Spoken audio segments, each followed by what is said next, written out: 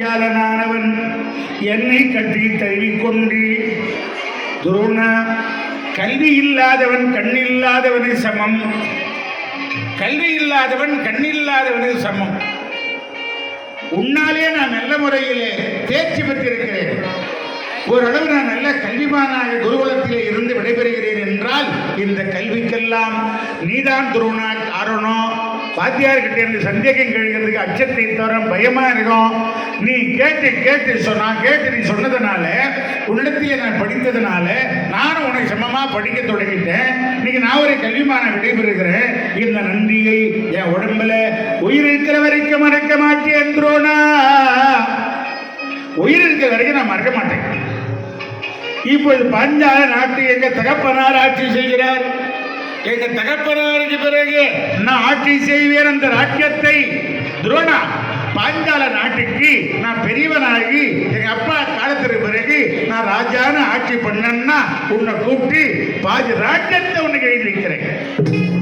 பாதி ராஜ்யம்.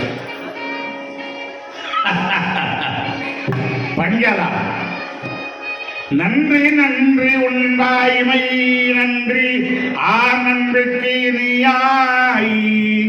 நன்றி நன்றி உன் வாய்மை நன்றி நன்றிக்கு இனியாய்.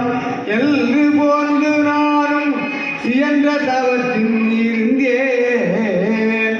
வென்று கொண்ட புவியை வேந்த மகனுக்கு அளித்தே சென்று வானும் புகுந்தான் சிறுவன் தலைவன் ஆனா.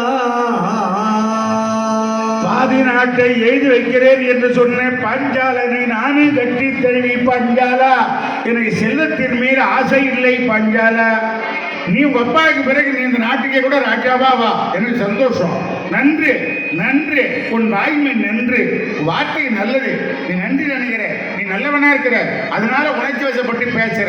ஆனா நான் பிராமணன், ஒரிஜினல் பிராமணன். நான் பாதி ராஜ்யத்தை வச்சு நான் என்ன பண்ண போறேன்? எனக்கு எப்பவுமே செல்வத்தின் மேல ஆசை இல்லை. ஒரு நன்றி கடனுக்கு நீ நினைக்கிறாய். ஆனால் ஒரு ஏழை நண்பன், பிராமண நண்பன் துரோணன்னு நமக்கு ஒரு நண்பன் இருந்தான் என்பதை என்னை நீ மறக்காமல் இருந்தால் போதும் என்று நாங்கள் விடை பிரிந்தோம். விடை பிரிந்த பிறகு இந்த கிருபாச்சாரியாருடைய சகோதரி கிருபாங்கனை நான் கல்யாணம் செய்தேன். திருமணம் செய்து குழந்தை இல்லாமல் நாங்கள் 2 பேரும் வருந்தினோம். ஒரு காலத்தில் சிவபெருமானுடைய கிருபையினாலே எங்களுக்கு ஒரு அற்புதமான குழந்தை பிறந்தான் ஐயா.